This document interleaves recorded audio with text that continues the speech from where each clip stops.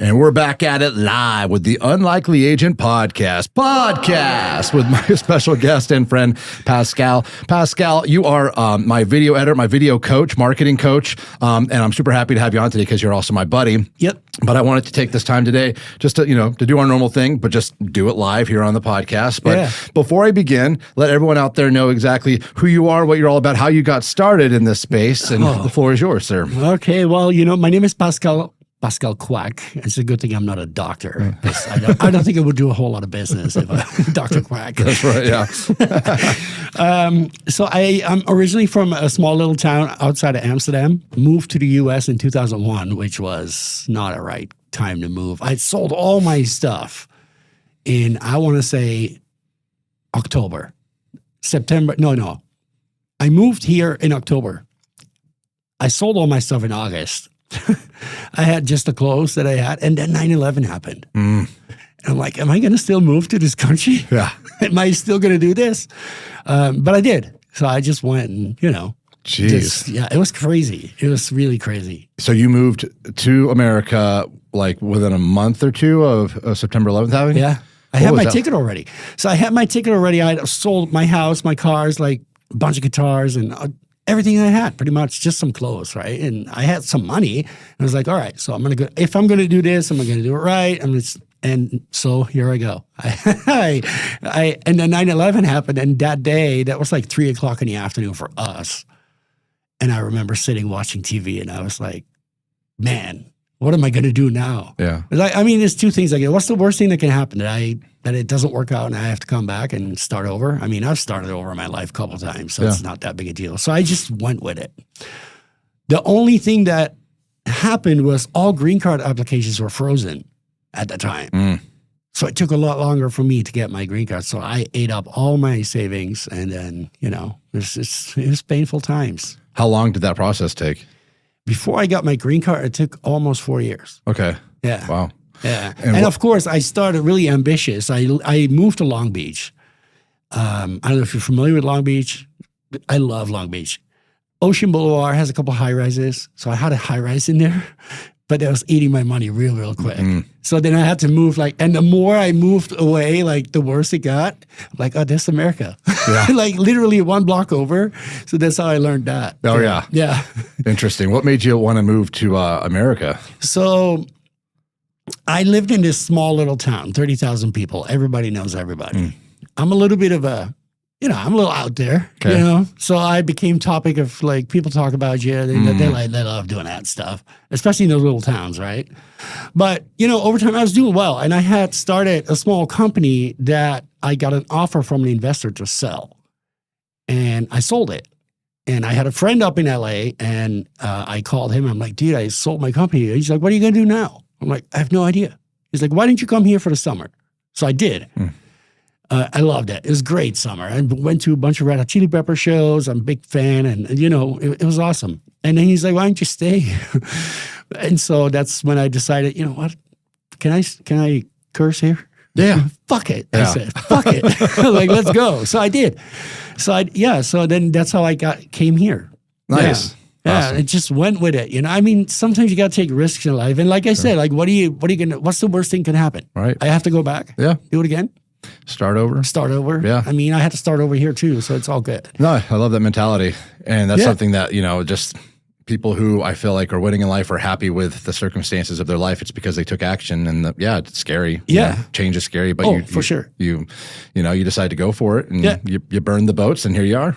But as a European too, at that time for me, I grew up, watching all the movies and stuff and, music, like I said, Chili Peppers, they always sing about California. And it's so as a European, that place for me, that was a special place, right? And so when I got there, for me, that was the palm trees and the pools and the all that. I loved it. It was great. So it felt amazing. Yeah, if you were to move and you're only, I guess, your perspective of what America is California, you're like, man, this is great. The weather's nice, everything. Well, yes. But then, of course, you start thinking well, there's got to be more to it than this, right? So, and then, I rented a car and I drove all over the U.S. And the more east I got, the more it started reminding me of Europe. And I was like, that's kind of what I'm trying to get away from. Yeah. So I went back here to the West Coast. I lived in Arizona for a little bit in the Scottsdale area. I liked that area too. Really, really good. But then as I started filming more, I did small businesses at the time quite a bit. Little restaurants and videos for Yelp and Yellow Pages and all those type of websites started really pushing video content. It was great for me. There was a company out of San Francisco that I was working with, and they would just pretty much feed me, go to this restaurant, go to that hair place, nail salon, cupcake, whatever, all these places. It was great, but it was kind of drying up over there. I'm like, I don't want to go back to LA. So I decided on Vegas. Yeah. So I've been here since 2006. Okay. And then so that company kept feeding me more and more and more and more. And then in 2012 is when I get a call from them saying, hey, we have a new client. It's an online real estate company that needs a ton of video. I'm like, how much video are they going to need? But it was this big blue company that you work with as well, Zillow. And they had launched this program called Premier Agent. And what they needed was these little 1-minute videos for agents, like a profile, like, hi, I'm so-and-so, and I'm going to be I'm the best agent in Vegas. Like, just they were all pretty similar at the time. So they started feeding me those. And I was shooting probably 3 a day of those different agents. And I'd never met these people. And I didn't really know that much about real estate at the time.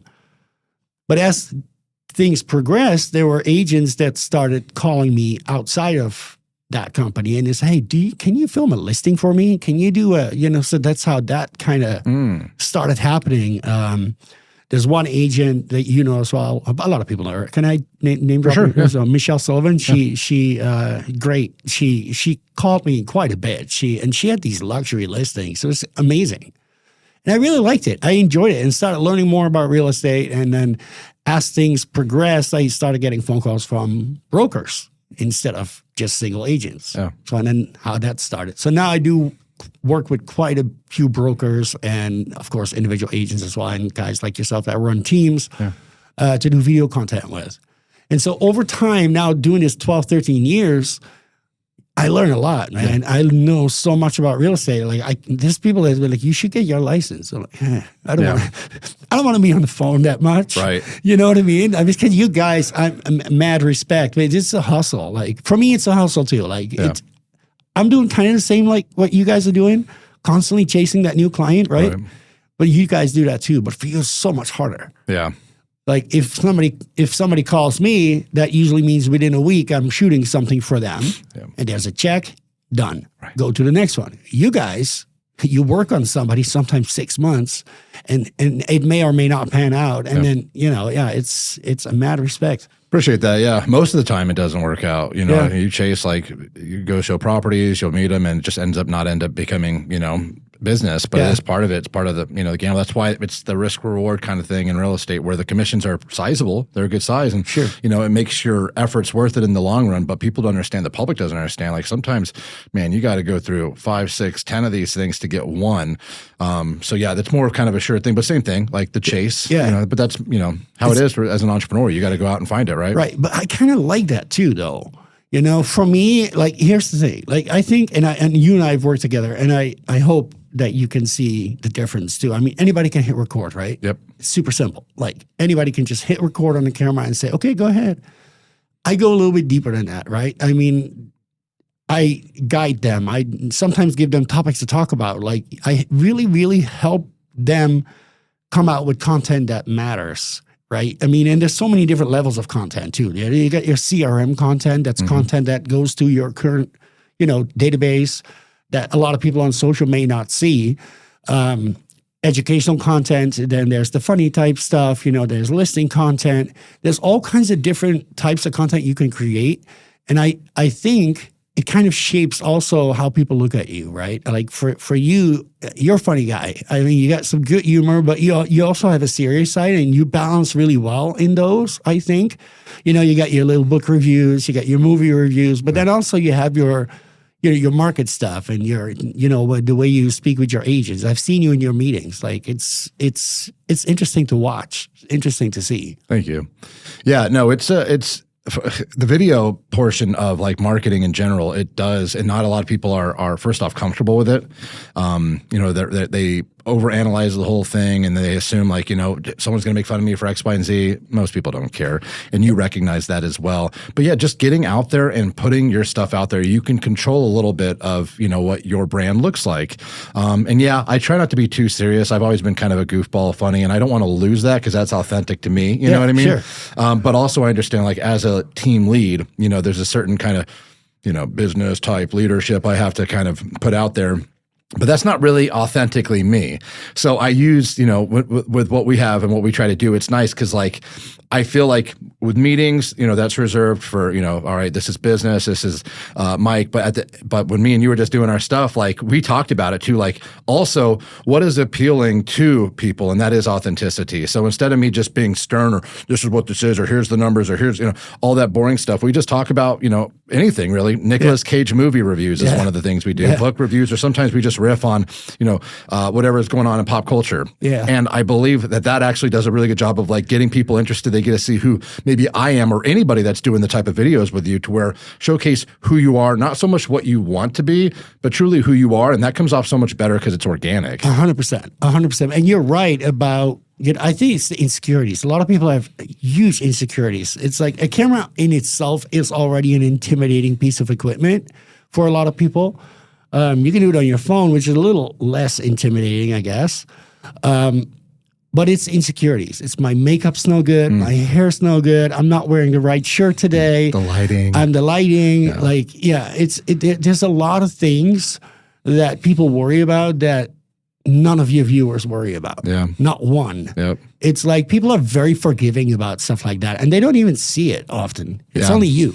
Like it's the thing. A couple of things that do matter is like sound. Like you need to have good sound. They're forgiving if your shot is a little blurry or whatever. It's okay. They're forgiving on that. If they can't hear you, they move on, right? Yep. But then of course there's some psychology on video as well. Like you have to have a hook, and you have to have But those type of things, like most people kind of know that, and I think you got that down pretty good too. Yeah, I think the hooks are super important, but again, there's a differentiator between, am I trying to go viral with this to the masses, or am I trying to brand a certain thing? Like two different things, right? Sure. So like your hook's important, everything, if you're trying to like go viral, but if that's not really your thing, I don't know if it's as important as the consistency, just putting out the message on a consistent basis, whether or not it's dialed in or clean or edited, that's important. And that's why, me and you work together. But I think for those out there that are just like, I can't afford a videographer, I don't know where to get started. I think sometimes just like doing it, posting just yourself on your phone in your car. 100%. That at least is something, and do it once a week. Honestly, what you had just said, the biggest mistake, there's two things, and it seems cynical, but it's so true, is whenever you're doing video, most people talk themselves out of it because they make the mistake of thinking that people will care, or caring what people will think, or thinking that people will care. Yeah. Meaning that obviously most people, like, honestly don't care what you have to say anyways. They're just going to continue to scroll past, but they see your face and it just, it resonates with them. And then also, they're not breaking down every single sentence you're saying. They don't care that maybe your mascara is running or whatever. The lighting's off. They don't give a shit for the most part. As a matter of fact, it's kind of funny because, on the psychology of things like that, like some people actually, when you make a small mistake in a video, it's a good thing. If you have your numbers off by slightly a little bit, because there's always going to be keyboard heroes that will correct you in your comments, and, people go back and forth on that. Let them do it. Yeah. It's fine. A little bit of that is totally okay. It's good for the algorithm, right? It's actually good for the algorithm. Yeah. So stuff like that, like if it happens, it happens. It's totally, there's no big deal there. on my YouTube stuff, like no joke, like I get notified and I don't get a ton of comments. It's hard because again, my content is not lost on me. Mostly it's reserved for like real estate agents, and that's fine. It's not as sexy to the general public, but I don't get a ton of comments. When I do, I get notified, and like 50% of the time it's something mean and nasty. I'm just like, whatever, dude. Like, thank you for giving me, helping feed the algorithm. Thanks for watching my content. Like, people are just in general very cynical. Yeah. And I think it feels like it gives them power in an otherwise powerless life for most of these people. Let's be honest. Like, listen, I don't know many top producers or highly successful individuals that spend their free time on YouTube commenting negatively, on Facebook, social media, just being a Debbie Downer. I know people that do, not personally because I don't really hang out with those type of people. I don't move like them. But there's people where I can just watch them. I'm like, dude, you're a loser. Yeah. You're an absolute loser. The highlight of your day was being negative on somebody's comment when they're just trying to put something out there, right? And you're just, I got them, a zinger. I'm like, that's the highlight of your day, homie. You suck. You're a loser. Sorry, dude. That doesn't add to my bank account. That doesn't fulfill me as a person. That doesn't make my family safer or happier. Like, dude, that's just loser mentality. Yeah. It's an insecurity that they have themselves that they then project on somebody else. That's just really what it comes down to, in my opinion. You're 100% correct. I think, the way I look at it, like if you got 5 haters today, you need to work harder so you can have 6 tomorrow, because that's just, honestly, they help you. 100%. Yeah. A hater is an undercover admirer. That's right. That's what that is. Yeah. They're just, obviously they're spending the time to hate on you. For me, like sometimes things do piss me off, but I just think in my head, like, is this going to benefit me from responding to giving it any of my energy? Right. Like, no, I'm just going to maybe, I'll scroll past it. Yeah, it's annoying, whatever, but, get back to work. Yeah. Go to the gym. Yeah. Go hang out with my family. Yeah. Do something positive, constructive. Yeah. But these losers, and they're losers, I don't care how you want to spin it. If you spend your time on people's content in a negative fashion, like, sorry, dude, you could be doing anything better than that. Go work on a side hustle. Yep. Go to work. Go work out. Go on a run. Do something. But yet here you are just... Yeah. Like, that's your life, bro. Sorry. But there's people that don't make videos also because of that, because they're afraid of it. Yeah. They're worried about that happening, and it's kind of sad because at the end of the day, like, I always tell real estate, so I do some coaching and I do some classes and stuff. And I always tell them too, like, when you got your license, you really, what you became was a marketing company. And whether you're marketing a home, a neighborhood, yourself, your services, whatever it is, you're constantly marketing, right? So if that tool, which is then social media in general, video or whatever, if you don't use that because you're afraid, that's not good. Yeah. Then what are you doing? Like, so the guys and the girls out there that are, like you said, like the go-getters and the high-producing people, don't worry about that stuff. They just go. Yep. They just constantly go.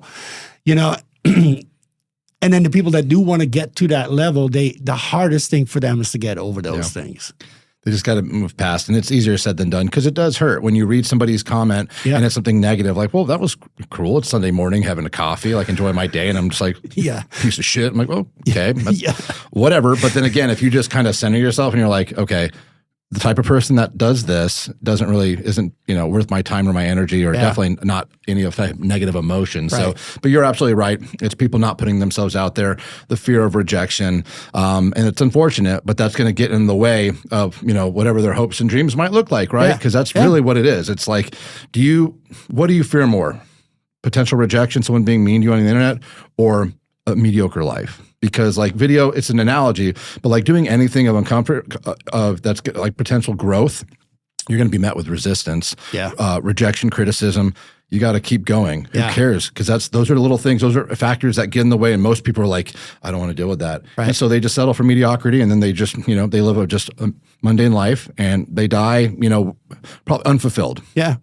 But instead, it's like, dude, I'll take some collateral damage along the way. You can be mean to me. You can say some mean shit to me. Yeah. You can maybe, say, maybe tarnish my reputation. I don't care. It's not about you. This life I live, it's about me. Yeah. And I'm trying to make the most of it. So it's just noise.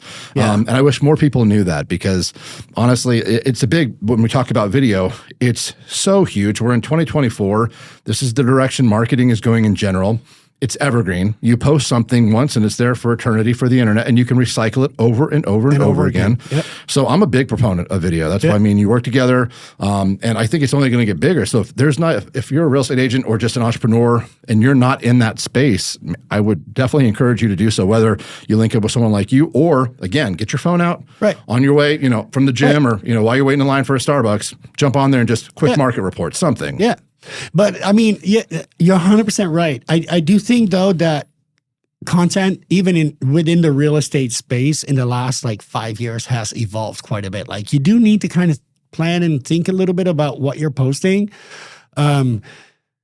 I see people make mistakes all the time. Like open houses, for example, it's a good example, right? So a lot of the people that do open houses, oftentimes it's not even their listing. So they go to somebody else's listing and they hold an open house. The only reason you hold an open house is because you want to have FaceTime with people. You want to get them in front of you so you can talk to them, and then hopefully, potentially y'all get along and you can start doing business together. Then what I see is that a lot of people go live on their open house. Right before they book 4 hours of open house. Hey, from 10 to 2, I'm going to be here at this address. And they proceed to show the entire house. Now, the problem with that is now you've really shown people the whole movie already. Like, why am I going to the movie theater if you've already shown me the whole movie, right? So it's the same.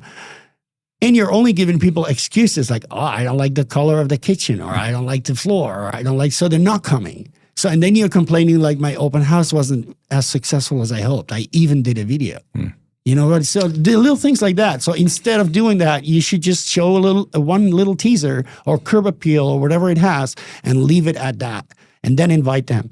And small things like that have changed. Like 5 years ago, you could show the whole thing and people would probably show up. Yeah. And of course, it also, how demanding is the market, all those things, I get that.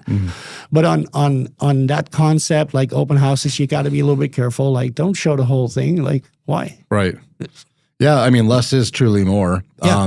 We do something similar. Like, you want to be vague with your marketing because you want them to reach out. Right. If you just give them everything, why do they need you? Like, Right. okay, cool. They know the address. They know what it looks like. Cool, bye. Right. But if you just show them like the front of the house, or maybe just like the kitchen island, right? Maybe just the backyard, just a little bit. Just a little. Yeah, it'll incentivize them to reach out to you. And that's where the conversation begins. And conversions happen with conversation. Right. So yeah, I agree with you 100%. You got to be vague. Yeah, Really because great you can't cut that off. Because if you give them everything, you're pretty much giving them a reason not to talk to you because you gave them everything already. Yeah. And it's the same with educational type content too. Like a lot of agents do educational type content, where they're explaining certain things like, abbreviations. Like, you may hear all these abbreviations. Sometimes it's a video in itself, right? You hear EMD, you hear, all those things. So, and then they're going to explain what that is. Now you can do that, but you can only go so far because at the end of that video, you want them to feel they should reach out to you, whether they are in the market today or later. You want to make an impact. So at some point, you're top of mind and you're going to get that call. Yeah. But, so all that stuff needs to be thought out a little bit. So shooting off the cuff is great, but you do want to think a little bit about what you're going to say. What type of content do you see like is working the best right now? Right now, I see a lot of neighborhood type spotlight stuff. Okay. Because when you're in a market where you have interest rates for you guys is always a big, right? Like you got up and down and this and that. So you see a lot of market update type videos too. I think people get sick of those. So what I think neighborhood spotlights right now are doing really well because people are always curious. That's why HGTV is doing really well with all their shows because they're showing all the pretty stuff. Right? They're showing like, oh, you got parks over there, you got this over there, you're close to this, you're close to that. That's what I think agents should be doing mainly right now. And the reason for that is because that content is good today, but that content is also good 2 years from now. Yeah. That's evergreen content. If I do a market update, next week I need to make another one. That's right. Because it's not valid anymore. And and if I do a listing, once that house is sold, that video is not good anymore either. So, neighborhood type spotlight type videos, if you're going to invest in doing videos, that's what I would do because that content is worth something down the line. I love that. And yeah, you post that on YouTube. People who are interested in that particular neighborhood are going to flock to that. And not only that, like also as you're going, like as you're building your buyers over time, and you getting people, especially the real estate agents here in Vegas get a lot of out-of-state buyers, right? So you got somebody from Seattle or California or Texas, whatever, and they want to come to Vegas. And if you have a small library of neighborhoods that you can show them, you are way ahead of the game of all the other agents already. Yeah. If like you can say, hey, what are you looking for? I want to live in Summerlin. Summerlin has 22 villages. That's 22 videos you can make. It's easy. Like, honestly, like if you're an agent that's not that busy, that's what you should be doing. Now, walk me through, like, if I wanted to take one of those villages in Summerlin, like, what would that look like? Like, just like, am I walking around and just like filming basically door to door? Am I going to restaurants, checking out the schools? Like, what am I doing? You can do that. So obviously some of these villages are kind of compact and there's not a whole lot going on. All the houses kind of like similar, whatever. So what I would do is I would get a little bit of overview, maybe even drive through it if you can, and then find the nearest park. Go sit in that park for a minute. Do a little shot there. Find the nearest mom and pop little restaurant. That's another thing. Like restaurants, people love food, right? Always. Like you say, hey, you know what? Whenever I'm in this neighborhood, this is my lunch spot. This is what I like. You give them just a little bit more. Yeah. You can do schools. You can stop. You can have somebody running in the street, a jogger. Like, hey, can I ask you a question? How you like living here? Yeah. Like you could do that. Obviously, you have to talk to them first. You can't just like, right. But I mean, things like that, create cool content. For sure. And I think that if you do that, if you do one a day, and you can do that over the entire city, and this city is massive. Oh yeah, you'd be quite busy for eternity. And it constantly changes. We have new neighborhoods being built. Like new builds is another thing. Like I do understand. Like for agents, there's like some builders do incentives and some don't, and then so there's that. So I understand when it comes to marketing new builds, you kind of want to be picky maybe on what is good for you. Yeah. But those are things that are really, really good. Gary Vee had mentioned a pretty interesting tactic I thought kind of plays on what you're saying as far as just finding a neighborhood and then just really going really deep into that neighborhood. So you mentioned all the villages in Summerlin, just find one, and literally you cover the schools, you can go to a park, you can go to a mom and pop shop. And then when you're doing this is you're also like networking together. So like you're highlighting a mom and pop's and they're going to probably want to share it on their Instagram page. They're going to love you too. Yeah, of course. And they'll probably reciprocate. You're going to be maybe their partnering or their recommended agent. They'll probably let you put like a stack of business cards at their front desk. Yep. And you can do this at the dentist. You can do this at the doctor's. You can do this literally anywhere. And then eventually the nail salon, anything. Yeah. And so like highlighting people along the way, giving them value, they'll reciprocate. And then you're also giving knowledge and information and insight for a specific area all through video. And again, evergreen content you can recycle it and use over and over and over again. I think it's brilliant. Yeah. And what it also does is I think, like, let's say somebody likes tennis and they can go to neighborhoods that have, tennis courts. It's like, go and highlight those because that's what you're into. Now, not only are you creating real estate content, you're kind of niching it out because now all the people that love tennis, you become that particular realtor, right? Mm-hmm. So you can do that with golf. There's plenty of golf out here. You can do that with anything. Like, so find something that you really like as well, kind of weave it in if you can.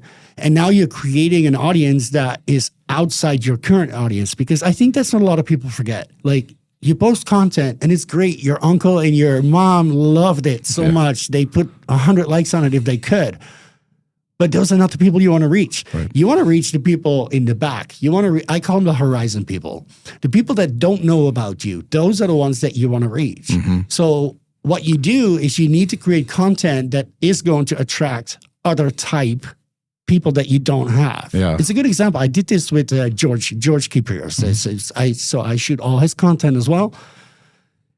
One day, we're at his house and we're just thinking about, hey, let's do something a little different because I'm always talking about the team and I'm always talking about, so he wanted to do something different. And he had just had, it was either his birthday or it was Christmas or something, I don't remember. And he had gotten a guitar from his daughter. And I play guitar and I told him, hey, what's with the guitar? He's like, I want to learn how to play. I'm like, let's go. Let's do it right now. And we filmed that. So I made a short out of it. We posted it. And he got a whole bunch of people that normally never follow him now started following him. And it was kind of funny too, because I think he set his finger wrong on the fingerboard, and then people started arguing like he didn't do it right. And it's like, so, but it was really good. It was a good example to see what would happen if you do that. Yeah. And it's interesting. Just people cannot help themselves when they see something and they feel they need to say something. They can't help themselves. Yeah. They're going to do it. So, yeah, I'm going back to what I said earlier. I find myself sometimes, it's good practice, and I would recommend this to people as well. Like if you feel upset and you see a post that triggers you or just gets you all worked up, I will literally type what my response would normally be.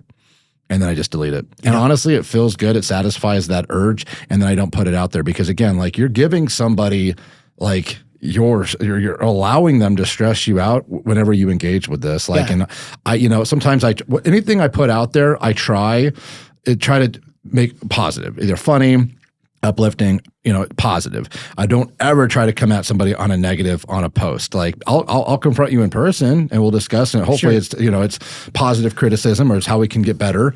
But yeah, just to go in and like shit on somebody, that's not funny. for me. So you type, and then you don't hit send. I do the same thing with like emails too. Like, if I'm back and forth with an agent or something, I'm writing a scathing email, I'll write it out and then I'll go take a walk. Or I'll just leave it there, and then 30 minutes later, I'll come back to it. And there have been a few times where I send that motherfucker. But 99% of the time, I delete it. Yeah. And honestly, it's a good reason that I do it because I'm a little hot-tempered at times, but I'm also reasonable if I just calm down. So it's for your own protection too. Yeah, 100%. Yeah. Oh yeah. I mean, there's some, I can go off the handle sometimes if I feel like I've been insulted or slighted or disrespected. Sometimes that's not the intent. Most of the time, that's not intent. Right. You just have to slow down and like center yourself to where you're not thinking irrationally and just give the person you're talking to a little grace. More than likely, they didn't mean it in that regard. So I try to quit thinking just out of my head and also try to think in their perspective as well. And most of the time, that's why I delete it. I'm like, I don't think that they meant to do this. But that's kind of interesting that you say that because I don't think most people look at you as a hothead at all. Like you seem to be pretty calm and collected. And I think, is the gym one of those places where you get a lot of those frustrations out? And I appreciate, thank you, because it's something I've been working on, but the gym is 100% an outlet for me to get out the demons. Like seriously, I put my headphones on, I listen to, right now it's Eminem's like latest CD, but like just some stuff. And I just like, I kind of just do some work there and it does help. It is a good outlet. But those that know me pretty well, like my ops manager, Amber, she's been working with me since day one. She knows that I've got a bit of a temper. Charmaine as well, my wife, of course. And then they help me. They're like, like, you're doing better. Like they acknowledge. And not only sometimes. That, like you have a son now. Like so that changed things? 100%. Oh yeah. I mean, like just because he's so damn smart. They say this all the time, but it's crazy until you see it. Like I'll say a curse word and then he just starts repeating it. Like he knows what curse words are because those are the ones he's always repeating. Like I'll go all day just rattling on, and none of that stuff sticks. The moment I say the F word, he just loves it and he's in the back seat just cursing up. I'm like, oh my gosh, you have to be so careful with these little people. Copycats. And you know that, I mean, I'm a single dad. I have, so my son, he'll be 6 soon. And so he does the same thing. So he's got an iPad and then, so I give him screen time on, whenever I limit it as much as I can, but they're smart cookies. For sure. And then sometimes I catch him when he's all by himself. I don't know why. It's kind of, normally you would think that's creepy, but I like to just stand and watch him, see what he's doing, right? Yeah. If you would do that to an adult, it'd be like kind of creepy. But, a little bit. like to my son, and I see him and the way he responds to things and the way he talks to his iPad when he's playing a game. Yeah. Like he's just yelling at whatever disc that he's playing. Yeah. And then sometimes he drops, something and he catches himself because he knows. And then he looks around and he sees me. He's like, Papa, sorry, I didn't mean to. But yeah, how old is yours now? 2.5. 2.5, yeah. So a couple of years, you'll get, they'll break some iPads and stuff. Right on, yeah. I'm looking forward. We're trying to figure out what the appropriate age, because we definitely understand the benefits. We were one of those parents who were like, no iPad, no electronics. And then you go and you get on an airplane with a 2-year-old and you're like, where's the iPad? Give me the iPad. It changes real quick. Because that's the only thing sometimes. You put on Blip and Yeah. You know, they just zone in. Yeah. And sometimes you need that, or else it's 3 hours of just anarchy. Everyone's looking at you like you suck as a parent, you suck as a person. And I'm like, bro, I'm doing my best here. I gotta go. I gotta go see my grandma who's sick, dude. I don't want to be here either. Yeah. You know what I mean? So, but it's part of it. Yeah. But the iPad definitely has its place. I get that. I'm for no sure. longer like anti. Sure. Yeah. Talk about a guy, Blippi, that's successful. Oh my God. Do you know how he got started? I don't. He had a little nephew that lived out of the city or state where he was at, but he loved the kid. And he was just making funny little videos for him and posted them on YouTube. And over time, he started realizing that so many people are watching my videos that I don't even know. I'm making this for my nephew. Yeah. And so that's when he started developing the character. And he lives in Vegas now. He has a huge warehouse and studio, and he's got deals with Walmart and The original Blippi, because there's a second Blippi. the original. Okay. Yeah. There's some controversy there because I think he started doing like Blippi on tour or something, and then he hired somebody like a lookalike to do the tour thing. And people were so furious because the kids are smart. They're like, they can't tell that's not really him. Well, there's the original Blippi, who's the preferred Roland household Blippi. And then we have the knockoff Blippi, who's fine. He does a good job as well. I think the knockoff Blippi is the one traveling because I've seen the promos of that one. Yeah. That's sufficient because he's still the Blippi that we see on TV. But if there's now a third Blippi in the picture, that's going to just be, not going to be acceptable. Yeah, no, it's not acceptable. Too many Blippies. There's too many Blippies in the world. No, but I mean, that guy, he made a massive business out of that. Yeah. It's crazy. Yeah, it's crazy sometimes how things just end up happening that way, right? And we talked about, doing video or just you'd be surprised where things go. One thing I noticed by doing video, like sometimes I feel like I'm just like throwing stuff out into the void. You know, for example, I'll do a video, it gets like 0. You know what I mean? Yeah. Like 0 comments, likes, 2 or 3 likes, like pathetic, right? Not really the ideal results that you want. And this goes on forever. But you'll be walking, I'll go to the gym. Or I'll just be going about life, the grocery store, and people will say, hey, I see your podcast all the time. Like, it's ridiculous. So I know people are seeing it. They just don't engage with it, and that's fine. People are watching.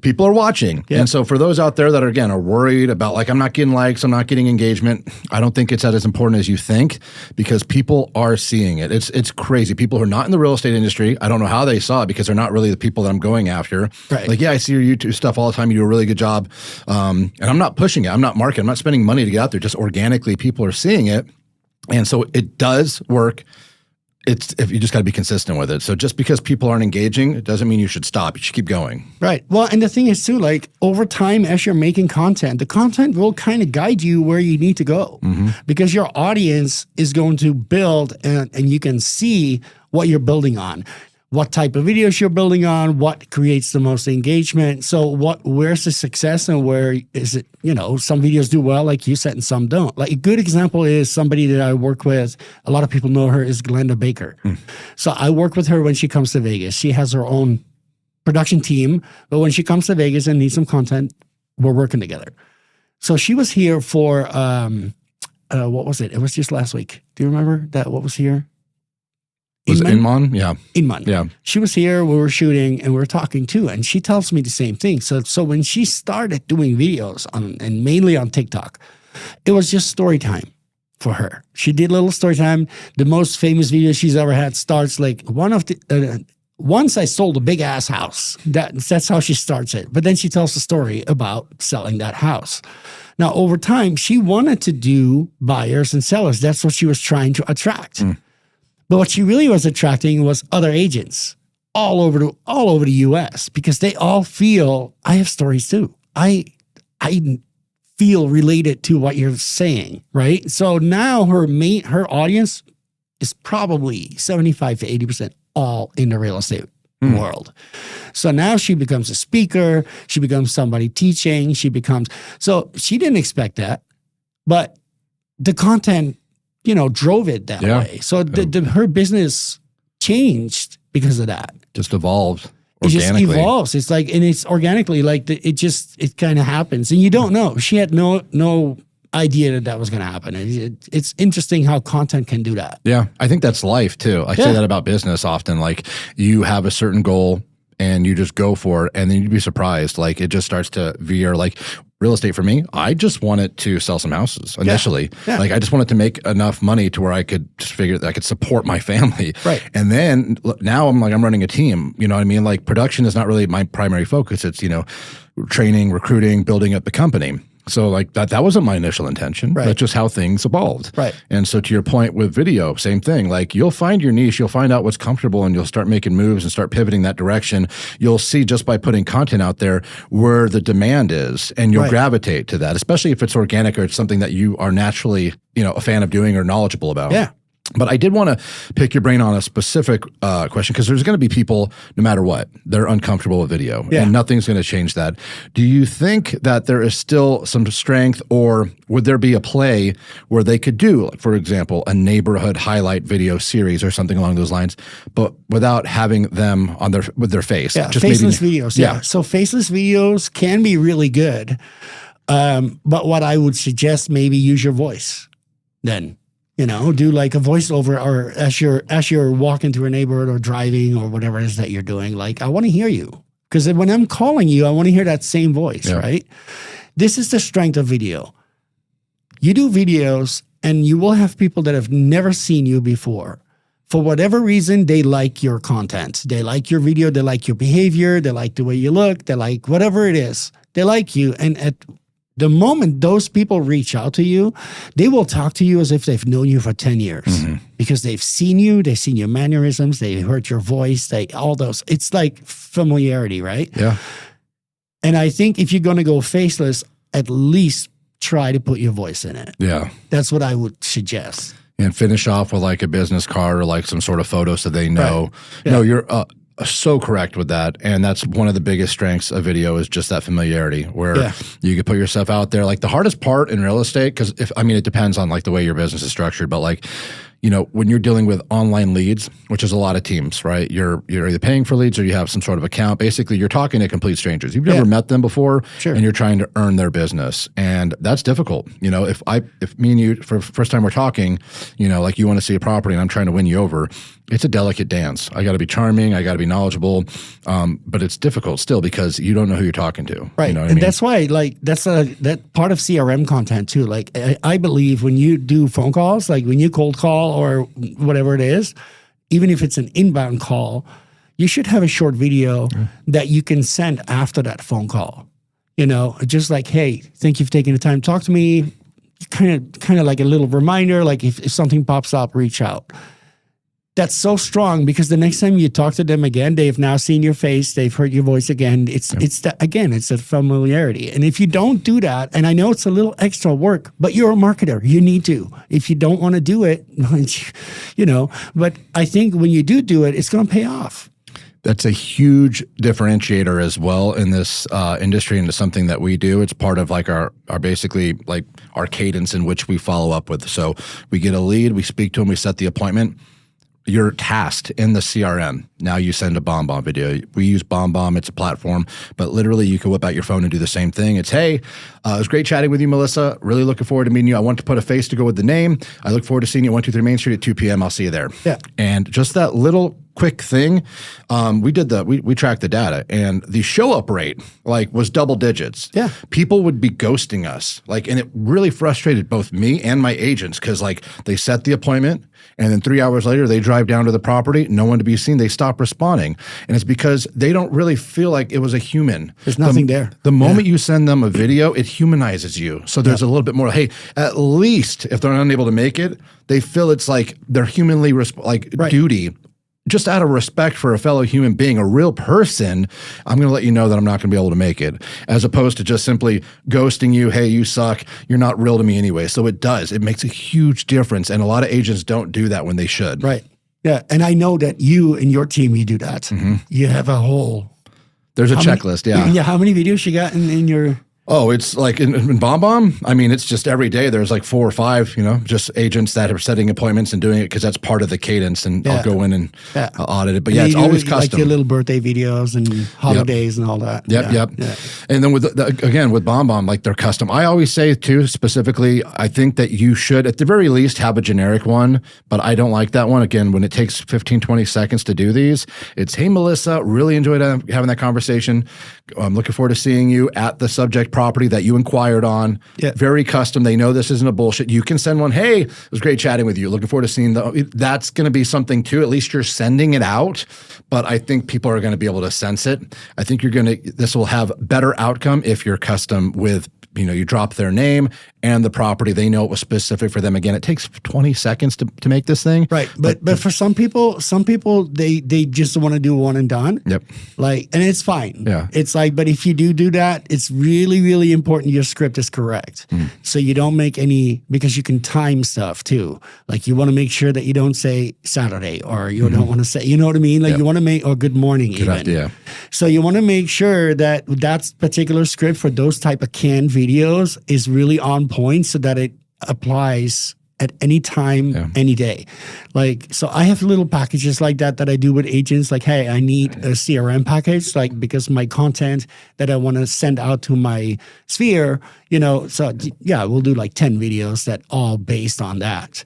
And then, so stuff like that I think it's important, but every agent should do it. Yeah. It's really interesting because Gary Vee, you brought him up earlier. He said that too. He's I'm going to tell you guys something right now about video, but I know only 1% of you will do it. Yep. And he's right, because there's 100 people listening, but only one will actually do it. Yeah. Yeah. I think that's in life too. A lot of times I'm an open book with all of our strategies, everything that we do, anything that works. I literally, if you are, hey, what are you doing that's working? I will tell you. So much that my team members were like, dude, shut up. You know what I mean? Quit telling people everything that we do. And I would just tell them, listen, 99% ain't going to do it anyways. Right. The 1%, the winners, they will, but they're going to win anyways, So I'm in agreement with you. Unfortunately, that is just, I think, just the human, that's just how it works within the population. There's, 1% that will actually do what's required, and the rest just fall off. Well, it's also maybe some of them don't have accountability, right? So that's another thing too. What I do with some of my clients, I've done it with you, I do it with George and others.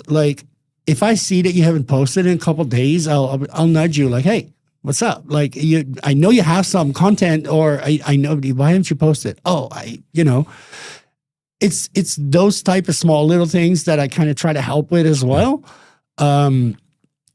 It's really interesting because I'm like a painter. My house is not painted as good as I paint everybody else's house. It's the same. I create content for everybody, but for myself, by the time I come home, I'm oh, and then I have to edit too. That's what a lot of people forget. Yeah. If I film for 1 hour, I probably have to edit for 3. Oh, because I have to watch it all over again. Yeah. Then I have to make my choices as to where I'm going to make my cuts, and then I have to get creative. I'm what kind of B-roll am I going to use if there's B-roll, and then I have to do the subtitles and fix all that. So I can film with somebody for an hour, but I'm editing for another 3.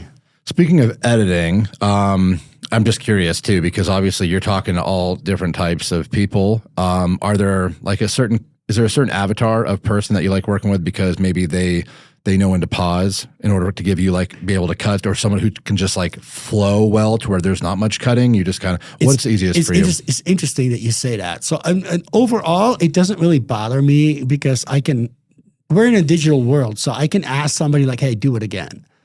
I just don't want to argue as to, because some people are well, why? I thought I said it. Let's not argue. Please do it again. Yeah. So don't, you know what I mean? Some people start questioning the process. That's a big deal too. Just don't question the process. Let it happen, and then the end result will be there. But to your point, since I brought George up earlier, if you watch George's very first video that I did with him, and then let's say the one I did with him last week, oh my God, it's 2 completely different people. And that's with a lot of people that I work with. So he was very slow in the beginning because he wanted to make sure he said everything that he wanted to say. And then you could tell he's thinking as he's saying it, those little things, right? And then in editing, you can remove the ums and ahs and all that, clean it up, bring it all tighter so it sounds a little bit faster, do little push-ins and push-outs and stuff like that. So you can clean up quite a bit in editing.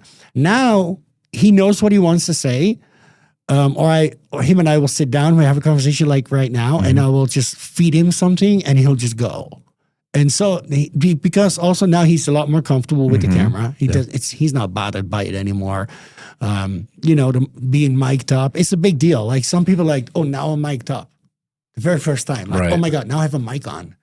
It's mentally messing with people. So he's over all that. right? But in the beginning, you know, you could. It's interesting. I should see if I can find one of his first videos and then one of his later ones. But it's interesting to see that develops. And I think the speaking part, as long as you say what you want to say, then I can work with it. And here's the good with you too, because sometimes you do something and then I give it back to you, edit it, and then what you said in the end, I put it on the front. Yeah. Have you ever noticed that? Yeah. And I do that because sometimes it just works better. It flows better, or I created a hook out of something that wasn't really a hook. Right. And then sometimes you have to do that. Yeah. You know, but I think for dialogue, as long as you say what you want to say, I can work with it. Awesome. Yeah, and you do have to trust the process too. Like I try not to, if you tell me to like, hey, let's try it this way. Okay, cool. Like, and you know, again, the thing too, like there's been, it's not a lot, but like one or two where, you know, I show the wife and she's like, I like what's done, but the message makes you look this way. And I'm like, okay, I'll hold back off of it. So I don't post everything, but 98% of it is. And it's just because, again, it's nice to have a sounding board as well. Well, I mean, you need that too. Like, but the thing is too, like so it's kind of funny. Before we started this thing, we talked about that. Like some people need to really think through what they're doing. Yeah. You know, whether because they have deals somewhere or whatever it is, they walk on eggshells. And then there's people that don't at all. Right. Right. So there's a big difference there. But for you, you're running a team, you're doing certain things. Sometimes you just want to make sure that the things that you say are correct. Right? You got to walk the line. Yeah, you got to walk the line. But I think I know what we're talking about here. Yeah. There's been one or two, but they're funny, and it's like, this is good content. Because then I lose, like, I guess, I almost like sober up, I guess, and I'm like, hey, what do you think of this? And she's like, I'm like, all right, fine. Are we talking about the sneet thing? The sneet maybe was one of them. I don't think I ever posted the sneet. No, you didn't. For those that don't know what a sneet is, do you want to elaborate? Sure. So as a single dad and living in Vegas, dating is you're a married man, so you don't really deal with it. So, but it's tough. It's tricky, and I'm sure it's on both sides. I'm sure for the women it's really tough as well, and for the men it is as well. And men are oftentimes looking for having some adult fun, then women, like, they have agendas too. Like they do. Yeah.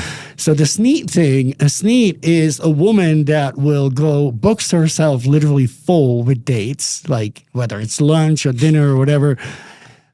It's always like food related. And then, so what she does is she books herself literally full. So she has free meals, but then also uses that opportunity to create some Instagram type content or whatever. And you always see her in all these different restaurants, but never with somebody. So she really has no intention on the dating site. Just for free food. It's just an Instagram clout. It's called a sneet. A sneet. Yeah. And they developed a name for it, so it's pretty common. I'm not shocked. I talked to some buddies where they're in the dating scene and they're just having a hard time. Almost every single guy I know around my age demographic is just like brutal out there, bro. Yeah. Like you can't trust for that exact reason. Like everyone wants to go on these fancy dinners. But it's like, dude, I just met you. Like, can we do coffee first? And it's like, no. But that's how I look at it too. Like, if you're willing to go and have a cup of coffee with me and we're having a good time and we progress to a dinner, that's fine. Yeah. I'm down with that. Right. But don't tell me you want to meet at Herbs and Rye right away that I've never even met you. First of all, now I'm committing to sitting there with you for 2 hours. For sure. What if I don't like you or you don't like me? Oh, what if they get the wine list out? Now you're on the hook for maybe 1,000. It could get real crazy. It can get real crazy. And some women really, that's their goal. Yeah. And, I'm not knocking anybody for their hustle. Do your thing. Right. But I'm just not that guy. No, if I was a single guy, and this is kind of where we went to, and she's like, I wasn't like being, derogatory, anything towards females in general, because anybody could do this. A guy could do this. A guy could be a sneak technically. Sure. But yeah, no, it's happening, and for sure, if I'm a guy and I'm the same exact way, like I would mandate it. Like, listen, I'm not a cheapskate by any stretch, but I don't know you. This is a feeling out process. Yeah. We're gonna grab coffee, maybe go get a workout in, something very low stakes, right? You can dip, I can dip, whenever, and then if we hit it off. Then we'll go to Hank's. Then I'll roll out the red carpet. You know what I mean? But, you ain't getting that on day one, especially when we know sneets are running around. Sneets are running around. You got to be careful. That's funny. You say Hank's. I mean, that right away, people will now know which area you live. Yeah, yeah. So you're in that Green Valley area? Yeah. Is that where you always live? Yeah, pretty much. I mean, like lived, I guess closer to like Black Mountain for a little bit. That's where my family, like my mom and dad live. But yeah, since, I've been an adult, Green Valley area. Yeah, I love that area too. So when I first moved here, I lived at Paseo Verde, Valle Verde, that area right there. And now I'm on the opposite side. So I'm near Summerlin. I'm actually technically Spring Valley, but I'm like 2.5 miles from downtown Summerlin. Yeah. So What do you like better? I like them both, but I don't know. I'm really comfortable where I'm at right now. A lot of my clients are in Henderson, so I do make that little trip often. I don't know. I could, both are good for me. Yeah. I don't think you can go wrong, Summerlin or Green Valley. There's a lot of different neighborhoods, but Green Valley is more familiar, you know what I mean? And the fact, like, where we're at, I mean, it's right there off of, like, Stephanie and Sunset. So it's like everything is there. If you need to go to the bank, the mall, groceries, restaurants, you name it, it's there literally within 5 minutes. Yeah. So, you don't really have to go. People always think that if you live in Vegas, like that you're like in high rises or live in casinos or something. Yeah. It's funny how people, no, that's not the case. There's a whole city out there that's all. We never try. How often do you go to Strip? When family's in town that's or family right? or friends, that's the only reason I go. Tour guide? Yeah, or maybe if like date night and there's a new place I'd like to check out or there's a concert, but majority of the time we're local, like Hanks. Hanks is a local Green Valley Ranch spot. Like we'll go to Sunset Station. We just like to do local stuff. Yeah. That's what I do like about Vegas. Like, I don't know if I were to move to another city now, the whole 24-hour part, even though it's kind of crazy because I don't really, I always make it an argument, but I never really do it. It's like, if you want to get a sushi at 4 o'clock in the morning, you can. Right. I mean, it's cool to know that you can, but I never really have. I don't think I woke up at 4 o'clock in the morning and said, let's go get some sushi. There have been times back in my 20s where not sushi, but I'm like, it's 3 a.m. I need pizza. I want a hamburger. I was usually on one. But if you wanted to go play dollar blackjack or just, how dollar Coronas, where else can you do it? If you, for whatever reason, want to hit a jackpot at a grocery store at 3 a.m, knock yourself out. Like, you're right. And sometimes it's just like, you don't know what you got till it's gone, because I've moved to Chicago and I've done the whole thing in California for a little bit, and you realize like, I never really took advantage of it, but it was kind of cool. It was neat to have. Yeah, for sure. Like I mean, when I was in Arizona, you wanted something at like 3 o'clock at night, you go to Waffle House. Yeah. Very limited with that was it. Yeah. Like, it was great. You go to Waffle House or like a Denny's or something. Yeah. But here, no, you can get some good stuff. 24/7. 24/7. It can be dangerous. Yeah. Yeah. So tell me, just we got a couple more minutes left, but tell me kind of like some behind the scene, spill the tea or whatever. What's it like? Kind of, because I understand real estate agents in general. All of them. I have a lot of friends in the real estate industry. Obviously, I'm in the industry. However, a lot of them have a screw loose or two. You know what I mean? Real estate agents are a little bit crazy sometimes. Screw loose. And you get to see like the personal side of things, because a lot of times, like me, when I'm working across the way from somebody, it's a business transaction, so it pertains to the business side. You get to see it when they're kind of just cutting loose. What's that like? I'm a therapist sometimes too. Yeah. It's kind of funny. I don't know. I mean, what kind of stories do you want to hear? Like, I need to be kind of discreet here at some of the things. No, whatever you're comfortable with sharing, of course. Like, I'm sure that. I'll ask you point blank. Have you ever been accosted? And then I won't. Maybe I'll pull back on that one. There's this saying that you don't. Shit where you eat. Fair enough. I think it's the right thing to do. I mean, but then again, there's 17,000 agents and there's 4,000 loan officers. And so, I mean, shit can happen. I would imagine. Yeah. I mean, and at the end of the day, like, I mean, it depends. Like, if it is somebody, I'm starting to stutter here. If it's somebody that's like a client that I work with regularly, I mean, you should never do that kind of stuff. But if I am at a function and somebody happens to be an agent, and that's different. Yeah, that's where I was kind of getting at with the question, because I understand that you are a single dad, to where like if anybody, you're just, because it's a work environment, right? And that's usually, obviously we established on online dating, full of sneets, you got to be careful. You're going to be better off. I'm not, again, this is could be ignorant because I'm not in that world. But like if I were a single person and I'm trying to date, it would either be within like my work, just maybe running into agents or lenders I'm doing business with. At the gym, it would be an organic setting. Yeah. So I would assume that would happen. Yeah, that's true. I think you're right. I mean, but here's here's the thing is to like, I mean, I would probably make that person the most famous agent in Vegas. Yeah. To get Free video content. video galore. Yeah. No, I'm joking. But no, I don't know. I mean, I think it's a personality thing. Like you either get along, you meet somebody and you get along with them or you don't. And it doesn't matter where they're from or it doesn't matter where they're, that stuff grows. But over time, all the people that you meet in your life all have a place and they all have, like, you meet them for a reason, I think. Yeah. Right? I don't know if you believe that, but for sure. I do believe that. Yeah. And then, if something develops, then, again, I'm open to it. Right on. That being said, are you in, because you had mentioned again, single man, are you in the online dating scene, if that's not too personal? Yeah, how does that go? The whole, like, I tried Tinder, which is that whole culture, that whole online, it's kind of weird to me. Like, when I first started it, I'm like, it's just like, it's like online shopping. Like, yes, no, based on a photo. Like, that's insane. It's kind of wild. Yeah. If you think about it, like, we're on one picture, because oftentimes people don't even look at all the other pictures they have. Yeah. You base your opinion on one photo. Yeah. If you're interested in that person or not. Totally. It's crazy. It's wild. Yeah, so that is something like and then there's a couple others. There's Facebook dating and what is it? Like a Bumble or something. Yeah. So, but what really happens is, so I tried all those, and what really happens is you see the exact same people on the app, on the same apps. It's like, okay, so they downloaded that one, didn't work out. Downloaded that one, didn't work out. You see, so same for me. And I'm a super picky swiper too. Got it. Oh, yeah.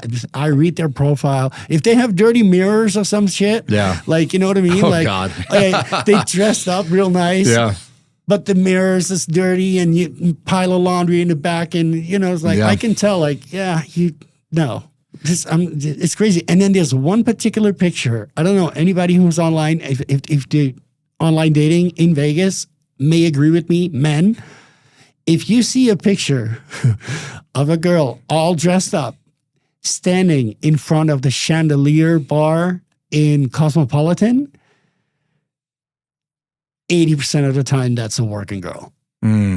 It's crazy, but it's true. Good to know. Yeah. And then also the bathroom selfies. Like, you can tell the bathroom selfies if it's a bathroom selfie at home or if it's in one of the resorts, right? Yeah. You can just tell. Like, oh, she's in the Venetian. She's like, and in my mind, I don't know why my mind does this, but like, she probably just...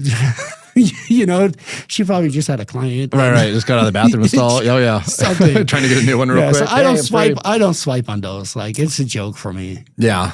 Let me ask you one last thing. With your experience, obviously, in editing, everything else, are you able to identify like a potential catfish in the dating scene? Like, no, that doesn't add up. Too many filters or... I think I do. Yeah. It's really funny that some women think like they do their whole entire dating profile, and then they have like this cat filter on, like, and this like, little cat nose and cat ears, and like, what the fuck? You're 40 years old. What are you doing? Especially considering that is your one photo that people are usually going to judge you off of, and you got cat ears. Yeah, like, what the hell? Yeah. Like, yeah. So I mean, catfishing. Like I said, I'm kind of picky.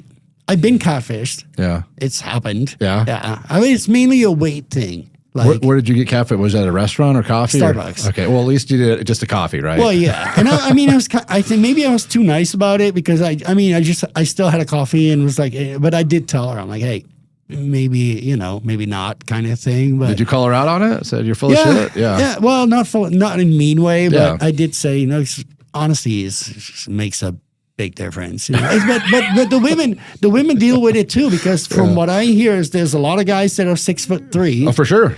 Oh, and they're really not. Oh, yeah. Guys will go 2 or 3 inches. Yeah.